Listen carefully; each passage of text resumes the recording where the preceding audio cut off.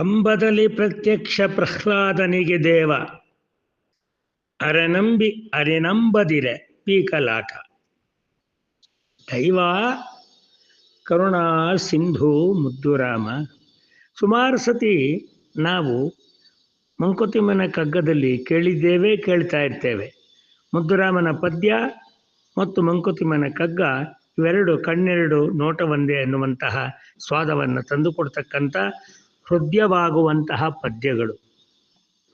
ಗದ್ಯದಲ್ಲಿ ಓದಿಕೊಂಡರೂ ಅಷ್ಟೇ, ಪದ್ಯದಲ್ಲಿ ಓದಿಕೊಂಡರೂ ಅಷ್ಟೇ.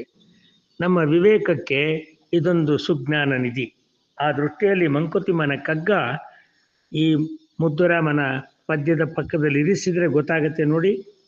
ನಂಬಿದನು ಪ್ರಹ್ಲಾದ ನಂಬದಿರ್ದನು ತಂದೆ, ನಂಬಿಯೂ ನಂಬದಿರುವ ಇಬ್ಬಂದಿ ನಾವು, ಕಂಬದಿನೋ ಬಿಂಬದಿನೋ ಮೋಕ್ಷ ಅವರಿಂಗಾಯ್ತು, ಸಿಂಬಳದಿ ನೊಣ ನೀನು ಮಂಕುತಿಮ್ಮ.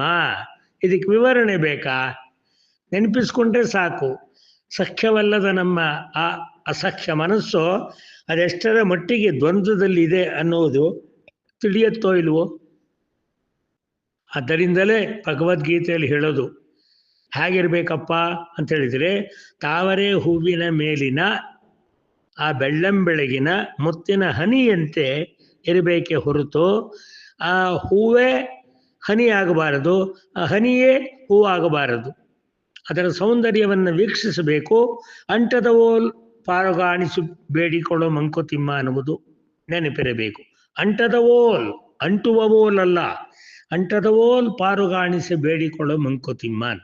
ಆಗ ನೋಡಿ ಆ ದೈವ ಕರುಣಾ ಸಿಂಧು ನಮ್ಮ ಬದುಕನ್ನು ಹಸನಾಗಿಸುವುದರ ಮೂಲಕ ನಮ್ಮ ಕೈಯಾರೆ ನಾವೇ ನಮ್ಮ ಬದುಕಿನಲ್ಲಿ ನಮ್ಮ ಮನಸ್ಸು ನಮ್ಮ ಹೃದಯವನ್ನು ಕಲ್ಪವೃಕ್ಷ ಕಾಮಧೇನುವಂತೆ ನಾವು ಅನುಭವಿಸೋದಕ್ಕೆ ಸಿದ್ಧರಾಗ್ತೇವೆ.